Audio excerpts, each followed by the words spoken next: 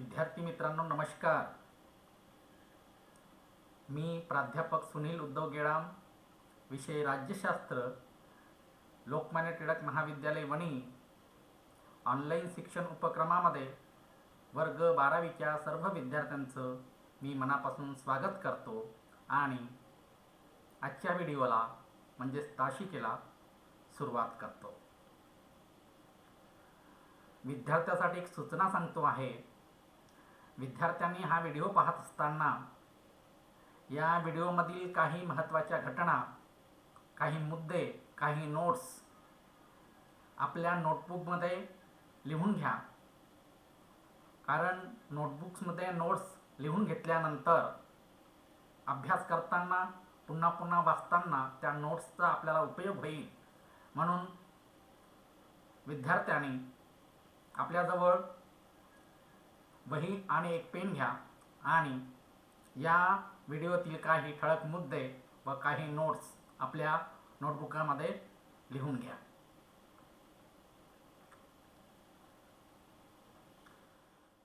तर आजच्या तासिकेला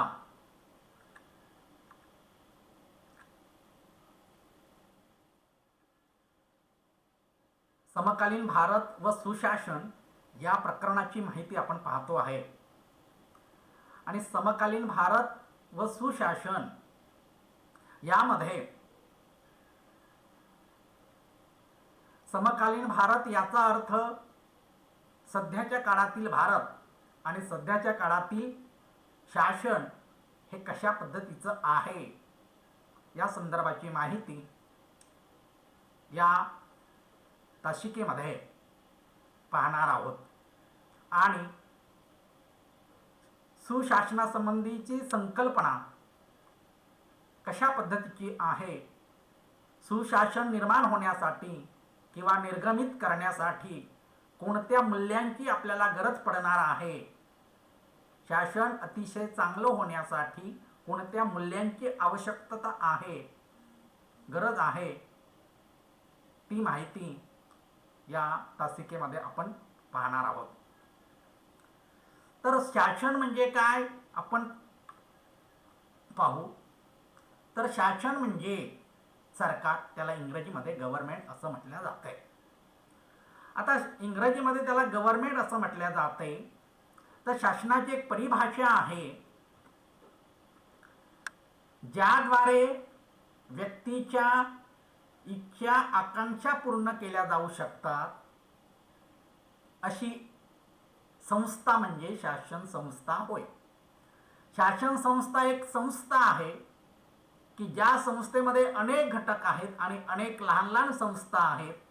ज्या अनेक घटकांच्या सहकार्याने आणि अनेक संस्थेच्या सहकार्यानं ही संस्था आपल्या देशामध्ये राज्यकारभार चालविण्याचे काम करीत असते.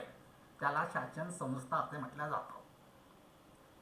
मग शासनाकडून लोकांच्या किंवा नागरिकांच्या काय अपेक्षा असतात. लोकांना असं वाटतं की शासनाने आपल्या नागरिकांच्या अडीअडचणी जाणून घेऊन, समस्या जाणून घेऊन ते सोडविण्यासाठी शासनाने प्रयत्न केले पाहिजेत. कारण हे शासन जनतेने प्रत्यक्ष मतदानाने निवडून दिलेलं असतं. म्हणजे लोकांच्या मतदानावर, लोकांच्या किंवा नागरिकांच्या मतदानावर हे शासन उभं झालेलं असतंय. आणि म्हणूनच साहजिकच नागरिकांच्या या शासनाप्रती अनेक अशा अपेक्षा असतात, अनेक अशा इच्छा असतात आणि त्या इच्छा पूर्ण झाल्या पाहिजेत अशा प्रकारची रास्त मागणी प्रत्येक नागरिकांची असते. मग शासनाची आपल्याला दुसरी व्याख्या सांगता येईल. जनतेच्या किंवा लोकांच्या इच्छा आकांक्षा गरजा समस्या अडीअडचणी सोडविणारी यंत्रणा म्हणजे सरकार होय, शासन होय. मग कोणतेही शासन राज्यकारभार चालवत असताना या तीन घटकांच्या किंवा या तीन शाखांच्या सहकार्याने आपल्या देशाचा राज्यकारभार चालवत असते. तर ते तीन घटक आहेत. नंबर 1 कायदेमंडळ, नंबर 2 कार्यकारी मंडळ, नंबर 3 न्यायमंडळ. या 3 मंडळाच्या किंवा 3 शाखांच्या सहकार्याने कोणत्याही देशाचं सरकार किंवा शासन हे नागरिकांसाठी चांगल्या रीतीने राज्यकारभार चालविण्याचा प्रयत्न करीत असते. आणि या 3ही मंडळांना वेगवेगळी जबाबदारी सुद्धा शासनाने दिलेली आहे, संविधानाने दिलेली आहे. कायदे मंडळाचं काम असते जुन्या कायद्यांमध्ये बदल करणे व नवीन कायदे तयार करणे. कार्यकारी मंडळाचं काम असते जे कायदे तयार झालेले आहेत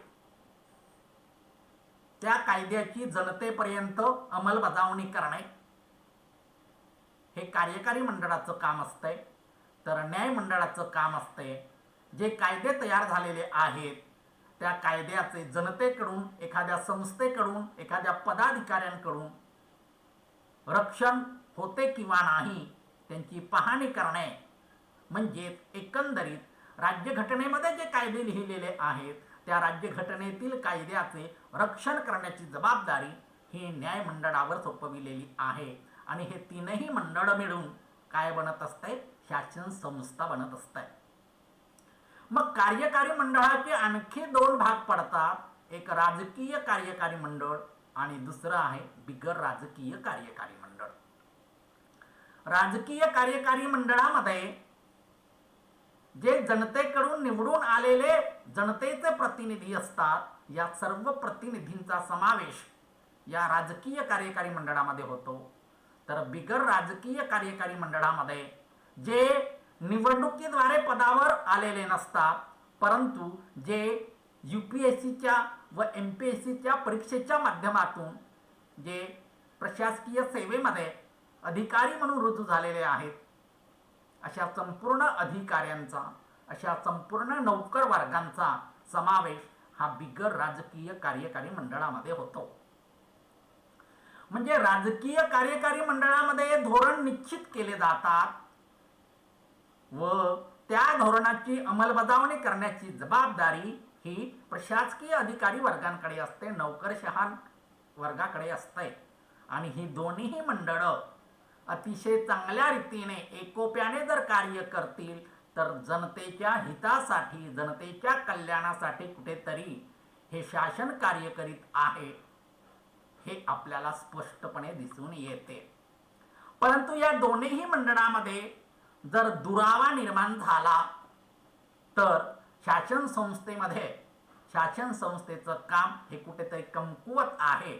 शासन संस्थेच्या नावावर कुठेतरी नावबोट ठेवल्या जाऊ शकते. म्हणजेच शासन संस्था चांगली होण्यासाठी प्रशासन सुद्धा चांगलं असणे महत्त्वाचं असते. कारण शासन संस्थेचे मूल्य, शासन संस्थेचं जीवन हे प्रशासनावर अवलंबून असते. आणि प्रशासन हे कशा पद्धतीने असले पाहिजे तर प्रशासन हे जनतेच्या हितासाठी, जनतेच्या कल्याणासाठी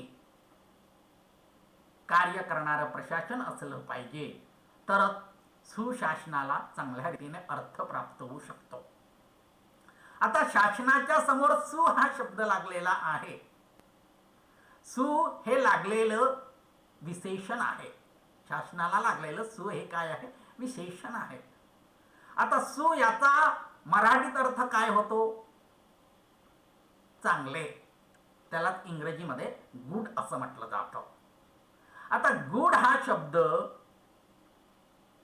शब्द गॉड या शब्दापासून बनलेला आहे. गॉड याचा अर्थ देव असा होतो. म्हणजे गुड गव्हर्नन्स याचा अर्थ चांगले सरकार असाही होऊ शकतो. म्हणजे ईश्वरी शासन असाही त्याचा अर्थ होऊ शकतो. परंतु ईश्वरी शासन हे धार्मिक दृष्टिकोनातून कुठेतरी उल्लेख केल्या जाऊ शकतं. परंतु आपल्याला धार्मिक दृष्टिकोनातून इथे विचार करायचा नाही, तर इथे आपल्याला राजकीय दृष्टिकोनातून विचार करायचा आहे. म्हणजे गुड गव्हर्नन्स याचा अर्थ चांगले शासन असं आपल्याला म्हणता येईल. कारण एखाद्या राष्ट्रामध्ये अनेक धर्म असतात. कारण इथे आपल्याला एका धर्माचा कुठेतरी पुढाकार घ्यायचा नसतो. एका धर्माची विचारसरणी आपल्याला पुढे न्यायची नसते, तर आपल्याला देशामध्ये असणाऱ्या सर्व धर्मातील लोकांना सारख्या दृष्टिकोनातून वागविण्याचा प्रयत्न आपल्याला करायचा आहे. एकंदरीत राज्यघटनेच्या नियमानुसार, राज्यघटनेला अनुसरून असं सुशासन आपल्याला निर्माण करायचं आहे. आता सुशासनामध्ये अनेक अशी चांगली मूल्ये आहेत. सुशासनामध्ये अनेक अशी चांगली मूल्ये आहेत आणि जे राज्यघटनेमध्ये सांगितलेली आहेत. राज्यघटनेमध्ये चांगली मूल्ये सांगितलेली आहेत. स्वातंत्र्य, समता, बंधुता आणि न्याय. या 4 तत्वावर आधारित जर शासन असेल तर ते शासन कुठेतरी सुशासन आहे असं म्हणता येईल. आणि म्हणूनच राज्यघटनेच्या नियमाला अनुसरून देशामध्ये कायदे तयार करावे लागतात आणि तशाच पद्धतीने जनतेचा सुद्धा विकास आपल्याला साधावा लागतो, कल्याण सुद्धा साधावं लागतं. राज्यघटनेच्या नियमांचं उल्लंघन करून कोणताही कायदा, कोणताही विकास आपल्याला करता येत नाही. आणि म्हणूनच शासनाला जनतेच्या हितासाठी कायदे तयार करायचे आहेत. हे जरी बरोबर असले तरी शासनाला म्हणजेच कायदेमंडळाला, याचाच अर्थ संसदेला, राज्यघटनेच्या अधीन राहून राज्यघटनेच्या नियमांचं पालन करून नवीन कायदे तयार करते. आणि हे कायदे जनतेसाठी हे कुठेतरी हितकारक असले पाहिजेत, जनतेच्या विकासासाठी कुठेतरी उपयोगाचे असले पाहिजेत, तरच आपल्याला सुशासनाची कल्पना करता येऊ शकते. आता सुशासनाची अनेक मूल्ये सांगितलेले आहेत. त्यापैकी पहिल्या मूल्याची माहिती आपण पाहू. आता सुशासनामध्ये या पुढील तक्त्याचा उल्लेख केलेला आहे. पुढील तक्ता या दृष्टिकोनातील मूल्यांची कल्पना देतो. सुशासनामध्ये या सर्व मूल्यांची संकल्पना सांगितलेली आहे. हे जर सर्व मूल्य शासनामध्ये असतील तर ते शासन कुठेतरी सुशासन ठरू शकते, सुशासन म्हटल्या जाऊ शकते. तर ती मूल्य ही खालीलप्रमाणे आहेत. तर पहिलं मूल्य आहे सहभागात्मक, सहमतीदर्शक, उत्तरदायित्व, पारदर्शकता, प्रतिसादात्मक, समता आणि समावेशकता, परिणामकारकता आणि कार्यक्षमता आणि कायद्याचे राज्य अशी अनेक सुशासनाची मूल्ये आहेत. कारण ही मूल्य ज्या शासनाच्या धोरणामध्ये, ज्या देशाच्या शासनाच्या जबाबदारीमध्ये असतील तर ते शासन खरोखर सुशासन असू शकते. आणि म्हणूनच या सर्व मूल्यांना सुशासनाची मूल्य असं म्हटलं जातंय. त्यापैकी आपण 1 बाय 1 सर्व मूल्यांची माहिती इथे समजून घेण्याचा प्रयत्न करू. तर आता सुशासनाच्या एकूण मूल्यांपैकी पहिलं मूल्य आहे सहभागात्मक. सहभागात्मक म्हणजे हा सुशासनातील महत्त्वाच्या घटकांपैकी एक महत्त्वाचा घटक आहे. कारण कोणत्याही लोकशाही व्यवस्थेच्या परिणामकारकतेसाठी लोकांचा सहभाग असणे आवश्यक असते. कारण आज प्रत्येक देशामध्ये लोकशाही शासन व्यवस्था स्वीकारलेली आहे. आता लोकशाही शासन व्यवस्था स्वीकारलेली आहे याचा अर्थ काय? कारण लोकांनी प्रत्यक्ष मतदान करून सरकारला निवडून पाठविलेलं आहे. म्हणजे लोकांच्या मतदानावर आजचं जे काही सरकार असेल ते सरकार निवडून आलेलं आहे. म्हणजे लोकांचं किंवा जनतेचा अप्रत्यक्षरित्या पाठिंबा, अप्रत्यक्ष मनोगत, प्रत्यक्ष मत हे शासनाला दिलं गेलेलं आहे. आणि मग शासनाने आपली भूमिका पार पाडत असताना, शासनाची आपली कार्यपद्धती पार पाडित असताना, शासनाला आपलं कार्य पार पाडित असताना लोकांच्या विचारांचा, लोकांच्या आचारांचा व लोकांच्या समस्यांचा उद्देश लक्षात घेऊन आणि इतकंच नव्हे तर लोकांना सहभागी करून निर्णय घेणे हे उचित दर्जाचे ठरू शकते.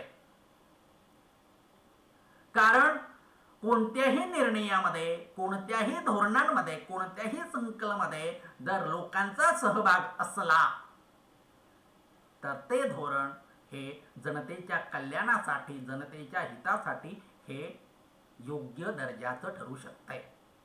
कारण लोकांच्या अनेक समस्या असू शकतात. प्रत्येक लोकांचा, प्रत्येक जनतेचे विचार हे वेगवेगळे असू शकतात. मग प्रत्येक जनतेचे विचार, लोकांच्या समस्या, अडीअडचणी, गरजा हे शासनापर्यंत पोहोचविले जातात आणि मग शासनाची निर्णय प्रक्रिया आणि अंमलबजावणीमध्ये सहभागी होण्याची लोकांना संधी मिळावी.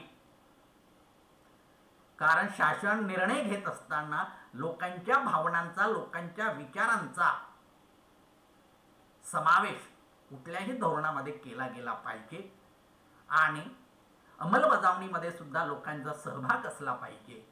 आणि एखाद्या कार्यामध्ये, एखाद्या धोरणामध्ये लोकांचा सहभाग असला तर ते धोरण अतिशय चांगल्या रीतीने समर्पक ठरू शकते. आणि म्हणूनच कोणत्याही धोरणामध्ये जास्तीत जास्त लोकांना संधी मिळाली पाहिजे, लोकांना सहभाग मिळाला पाहिजे. आणि लोकशाही शासनामध्ये हे अत्यंत महत्त्वाचं आहे. कारण लोकांच्या मतावर हे निवडून आलेलं सरकार असते आणि लोकशाहीमध्ये लोकांच्या मताची जर कदर केली जात नसेल तर ते सुशासनाचे लक्षण ठरू शकत नाही. कारण लोकशाहीमध्ये लोकांच्या विचारांना, लोकांच्या आचारांना, लोकांच्या भावनांची कदर केली गेली पाहिजे आणि प्रत्येक धोरणांमध्ये लोकांना सहभागी करून घेतलं पाहिजे. हे सुशासनाचं अतिशय महत्त्वाचं मूल्य आहे. त्यानंतर दुसरं मूल्य पाहूया, कायद्याचे राज्य. आता भारतीय संविधानाने देशातील संपूर्ण नागरिकांसाठी एक कायदा तयार केलेला आहे. कारण संविधानामध्ये प्रत्येक जातीतील, प्रत्येक धर्मातील, स्त्री पुरुष असो, गरीब असो, श्रीमंत असो, अशा प्रत्येक लोकांना एक राष्ट्रीय कायदा म्हणून स्वीकारावा लागतो. कारण संविधान हा देशाचा सर्वोच्च कायदा असतो. कारण कोणत्याही देशाचं संविधान हे त्या देशाचा सर्वोच्च कायदा असतो. संविधानाच्या कायद्यापुढे त्या देशामध्ये कोणताही कायदा अस्तित्वात नसतो. कारण संविधान हा श्रेष्ठ कायदा असतो. आता संविधानातील मूल्य, कारण संविधानामध्ये अशी मूल्य सांगितलेली आहे की प्रत्येक माणसाला समानतेच्या दृष्टिकोनातून, स्वातंत्र्याच्या दृष्टिकोनातून, बंधुभावाच्या दृष्टिकोनातून व न्यायाच्या दृष्टिकोनातून वागविलं गेलं पाहिजे. हे अतिशय चांगले मूल्य संविधानामध्ये अंतर्भूत आहे, संविधानामध्ये सांगितलेली आहे. याचा अर्थ स्वातंत्र्य, समता, बंधुता आणि न्याय ही संविधानातील मूल्य प्रशासनाला योग्य मार्गदर्शक ठरविण्यासाठी किंवा मार्गक्रमण करण्यासाठी उपयोगाची ठरू शकतात. त्यामध्ये सांगितलं, कायद्यासमोर सर्वांना समानतेची वागणूक मिळते. म्हणजे कायदा हा कोणत्याही व्यक्तीमध्ये श्रेष्ठ आणि कनिष्ठ, उच्च आणि नीच असा भेदभाव करू शकत नाही. कायदा हा सर्व व्यक्तींना समान मानत असतो. जर एखाद्या अधिकाऱ्याने गुन्हा केला असेल तरी त्याला शिक्षा होईल व एखाद्या सामान्य माणसाने गुन्हा केला तरी त्याला शिक्षा होईल. मग तो देशाचा राष्ट्रपती असो, पंतप्रधान असो, एखादा मंत्री असो की एखादा गरीब मजूर असो, जर कायद्याचा भंग होत असेल तर मोठ्या माणसाला ज्या पद्धतीने शिक्षा होते आणि त्याच पद्धतीने लहानी माणसाला शिक्षा होत असते. म्हणजे कायदा हा सर्व व्यक्तींसाठी कसा असला पाहिजे, समान असला पाहिजे. आणि हे कायद्याचे राज्य भारतीय संविधानामध्ये नमूद केलेलं आहे. मग शासन कायद्याचे राज्य म्हणजे कायद्याचे राज्यानुसार, म्हणजे कायदा हा सर्व व्यक्तीला समान मानून, तो उच्च असो, नीच असो, वरिष्ठ असो, कनिष्ठ असो, स्त्री असो, पुरुष असो, गरीब असो की श्रीमंत असो, असा प्रत्येक व्यक्तीला कायदा हा सर्व समान मानून जर शासन कारभार केला तर ते सुशासनाचं लक्षण होऊ शकते. आणि कायदा, न्याय आणि योग्य राज्य व्यवस्थेत लोकांच्या हक्कांची हमी सुद्धा दिली जाते. म्हणजे न्यायदान करताना सुद्धा कायद्याचा किंवा राज्यघटनेच्या प्रत्येक तरतुदीचा अर्थ लावून न्यायदान केलं जातं. तो गरीब आहे की श्रीमंत आहे, तो स्त्री आहे की पुरुष आहे, तो उच्च आहे का नीच आहे, असा भेद पाहून कधीही न्यायदान केलं जात नाही. आणि अशा दृष्टिकोनातून जर शासनाची पाऊले असतील, शासनाची भूमिका असेल, शासनाची निर्णय करण्याची क्षमता असेल तर ते सुशासनाचं लक्षण होऊ शकते. आणि सुशासन होण्यासाठी देशामध्ये कायद्याचं राज्य असणे अतिशय महत्त्वाचं आहे. आता कायद्याचे राज्य भारतीय संविधानाच्या कलम 14 मध्ये प्रत्येक व्यक्ती हा कायद्यापुढे समान असला पाहिजे. राज्य कोणत्याही व्यक्तीस भारताच्या कार्यक्षेत्रात कायद्यापुढे समानता अथवा कायद्याचे संरक्षण नाकारणार नाही. कारण कायद्याचं पालन प्रत्येक व्यक्तीला करावेच लागेल. या हक्कान्वये सर्व व्यक्ती कायद्यासमोर समान असतात आणि सर्वांना कायद्याचे समान संरक्षण मिळते. कायदा जात, लिंग, धर्म, आर्थिक दर्जा अशा कोणत्याही आधारावर राज्य भेदभाव करू शकत नाही. जात, लिंग, धर्म व आर्थिक दर्जा अशा कोणत्याही आधारावर राज्य, सरकार भेदभाव करू शकत नाही. कारण कायदा हा सर्व व्यक्तीला समान असतो. कायद्यासमोर समान वागणूक व कायद्याने समान संरक्षणाची सुद्धा हमी दिलेली आहे. गरीब श्रीमंत माणसाला ज्या पद्धतीने संरक्षण दिलं जातं त्याच पद्धतीने गरीब माणसाला सुद्धा संरक्षण दिलं गेलं पाहिजे. ज्या व्यक्तीवर अन्याय होतो आहे त्या व्यक्तीला न्याय मिळवून देणे हे समान कायद्याचं लक्षण आहे. आणि शासनामध्ये, एखाद्या राज्यामध्ये हे कायद्याचे राज्य जर अस्तित्वात असले तर ते शासन सुशासनाचं लक्षण ठरू शकतं. आणि कायद्याचे राज्य ही संकल्पना आपल्या भारताचं संविधान लिहिताना इंग्लंडकडून घेण्यात आली. सर्वप्रथम कायद्याचे राज्य जागतिक पातळीवर इंग्लंडमध्ये तयार करण्यात आले. 1215 मध्ये मॅग्ना कार्टा नावाची एक सनद इंग्लंडमध्ये तयार करण्यात आली 1215 मध्ये. आणि मॅग्ना कार्टा या सनदेनुसार इंग्लंडमध्ये सर्वप्रथम कायद्याचे राज्य निर्माण करण्यात आलं. कारण इंग्लंडमध्ये असं ठरविण्यात आलं की राजा असो की रंक असो, पंतप्रधान असो की एखादा मजूर असो, एक अधिकारी असो की सामान्य शेतकरी असो, मजूर असो की श्रीमंत असो, अशा सर्व व्यक्तींना कायदा हा सारखा असला पाहिजे. आणि कायद्याचे राज्य ही संकल्पना सर्वप्रथम 1215 मध्ये इंग्लंडमध्ये स्वीकारण्यात आली. आणि मग इंग्लंडमधूनच आपण कायद्याचे राज्य ही संकल्पना भारतीय संविधानामध्ये अंतर्भूत केलेली आहे. आता आपण कायद्याचे राज्य हे इंग्लंडकडून, ब्रिटनकडून स्वीकारलेलं आहे. आणखी ब्रिटनकडून आपण काय काय स्वीकारलं तर ब्रिटनकडून आपण या सर्व गोष्टी स्वीकारलेल्या आहेत. संसदीय शासन पद्धती, कायद्याचे राज्य, द्विगृही संसद, राष्ट्रपती व पंतप्रधान पद, सामूहिक जबाबदारीचे तत्व, नागरिकत्व आणि संसदीय विशेष अधिकार हे 7 तत्व आपण इंग्लंडच्या संविधानाकडून, इंग्लंडकडून स्वीकारलेली आहेत. त्यामध्ये कायद्याचे राज्य ही संकल्पना आज इथे आपण पाहतो आहे. त्यानंतर तिसरं मूल्य आहे पारदर्शकता. कारण कोणत्याही राज्याच्या शासनामध्ये, शासन कारभारामध्ये पारदर्शकता असणे अतिशय महत्त्वाचं आहे. आणि पारदर्शकता नसेल तर त्या राज्याचा कारभार गुप्त पद्धतीने चालत असेल तर कुठेतरी नागरिकांवर किंवा लोकांवर कुठेतरी अन्याय होताना नक्कीच आपल्याला पाहता येईल. जर राज्य कारभारामध्ये, शासनामध्ये, प्रशासनामध्ये जर पारदर्शकता असेल तर लोकांना ते स्पष्ट पाहता येईल. लोक कुठल्याही सरकारवर कुठल्याही अधिकाऱ्यांवर आरोप करू शकणार नाही. आणि म्हणूनच शासनाचं हे महत्वाचं मूल्य आहे पारदर्शकता. आता पारदर्शकता या मूल्यांमुळे गुप्ततेच्या प्रक्रियेला आव्हान मिळालेलं आहे. जर पारदर्शकता असेल तर गुप्ततेच्या प्रक्रियेला आव्हान मिळालेलं आहे. कारण कोणत्याही कामामध्ये कुठल्याही नियमांमध्ये कुठलीही गुप्तता न बाळगता ते संपूर्ण धोरण संपूर्ण विचार प्रणाली हे जनतेसमोर उघड केलं पाहिजे, जनतेला सांगितलं पाहिजे. त्याला म्हणतात पारदर्शकता. आणि यामुळे सरकारच्या कामावर लक्ष ठेवणे लोकांना शक्य झाले आहे.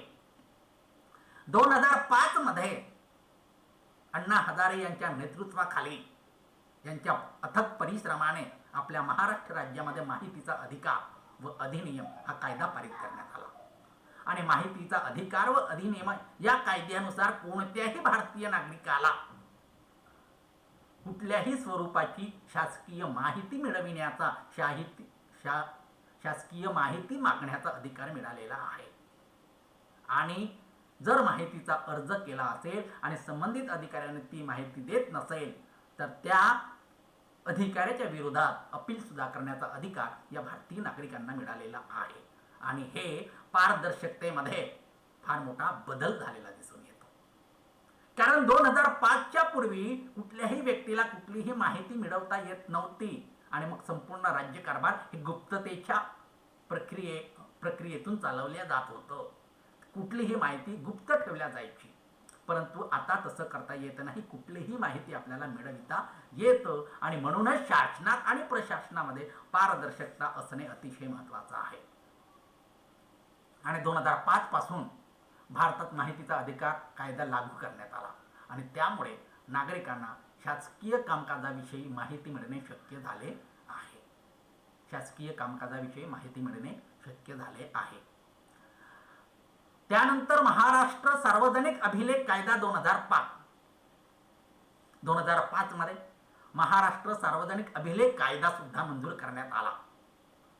कारण कोणत्याही शासकीय विभागातून आपल्याला जर माहिती मिळवायची असेल आणि आपण माहितीचा अर्ज दाखल केला असेल तर ती माहिती त्या अधिकाऱ्याला जनतेपर्यंत किंवा ज्या विचारलेल्या व्यक्तीला देण्यासाठी ती सर्वात पहिले लेखी स्वरूपात रेकॉर्डमध्ये नोंद असणं गरजेचं आहे. जर रेकॉर्डमध्ये नोंद असेल तर तो अधिकारी त्या व्यक्तीला माहिती देईल किंवा माहिती सांगेल. परंतु रेकॉर्डमध्ये नोंदच नसेल तर तो अधिकारी कारण उडवाउडवीची उत्तर देऊ शकेल. आणि म्हणूनच महाराष्ट्र सार्वजनिक अभिलेख कायदा 2005 अंतर्गत आपल्या भारत देशातील कोणतेही नियम कोणतेही कायदे कोणतीही माहिती हे दप्तर रूपाने रेकॉर्डमध्ये नोंद असली पाहिजे या संदर्भात एक कायदा तयार करण्यात आला.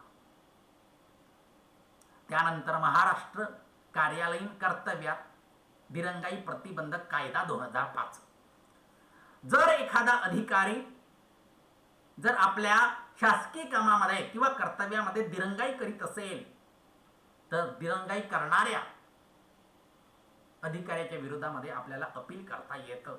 कारण शासकीय अधिकाऱ्याचं किंवा कुठल्याही प्रशासनाचं हे प्रथम कर्तव्य असतं नागरिकांच्या प्रत्येक प्रश्नांची काय करावी, सोडवणूक करावी. नागरिकांच्या प्रत्येक प्रश्नाला उत्तर देण्यात यावं, नागरिकांचं समाधान करण्यात यावं, हे प्रत्येक शासकीय अधिकाऱ्याचं कर्तव्य असतं. परंतु नागरिकांनी विचारलेल्या प्रश्नांवर, नागरिकांनी विचारलेल्या कामकाजावर, नागरिकांच्या कामामध्ये जर गैरसोय होत असेल, दिरंगाई होत असेल तर संबंधित अधिकाऱ्यावर अपील करण्याचा, कारवाई करण्याचा अधिकार सुद्धा 2005 मध्ये मंजूर करण्यात आलेला आहे. आणि म्हणूनच कोणत्याही अधिकाऱ्याला कामामध्ये किंवा कर्तव्यामध्ये कसूर करता येत नाही. आणि हे असं जर असेल, अशा पद्धतीने पारदर्शकतेच्या दृष्टिकोनातून कामकाज चालत असेल तर हे सुशासनाचं लक्षण असं म्हणता येईल. आणि त्यानंतर महाराष्ट्र नागरिकांसाठी सेवेची हमी देणारा कायदा सुद्धा 2015 मध्ये मंजूर करण्यात आला. महाराष्ट्रातील प्रत्येक नागरिकांना महिन्याभरामध्ये कमीत कमी 15 दिवस रोजगार मिळाला पाहिजे असा कायदा सुद्धा 2015 मध्ये मंजूर करण्यात आला. आणि सुशासन ठरविण्यासाठी किंवा एखादं शासन सुशासन होण्यासाठी 3 मुद्द्यांची आवश्यकता असते. अनेक मुद्द्यांची आवश्यकता असते, त्यापैकी 3 मुद्द्यांची माहिती आपण पाहिली. ते 3 मुद्दे, पहिला आहे सहभागात्मक. लोकांचा सहभाग शासनामध्ये असणे अतिशय महत्त्वाचं आहे. आणि कोणतेही शासन आपलं राज्यकारभार चालविताना किंवा प्रशासन राज्यकारभार चालविताना, धोरण ठरविताना लोकांना सहभागी करून घेणे अतिशय महत्त्वाचे असते. आणि हे सुशासनाचं प्रथम मूल्य आहे. त्यानंतर दुसरं मूल्य आहे कायद्याचे राज्य. त्यानंतर तिसरं मूल्य पाहिलं आपण पारदर्शकता. अशी अनेक मूल्यांपैकी 3 मूल्यांची माहिती आपण इथे समजून घेण्याचा प्रयत्न केला. सुशासनाची मूल्य कोणकोणती आहेत असा प्रश्न पेपरमध्ये विचारला जाऊ शकतो. त्यापैकी आज 3 मुद्द्यांची माहिती आपण पाहिली. पहिला आहे सहभागात्मक, दुसरा आहे कायद्याचे राज्य, तिसरा आहे पारदर्शकता. याच्यानंतरची मूल्य आपण पुढील तासिकेला पाहू. तोपर्यंत विद्यार्थ्यांना काही अडचणी असल्यास विद्यार्थ्यांनी खालील दिलेल्या नंबरवर संपर्क साधा. मोबाईल नंबर आहे 7756959581. धन्यवाद.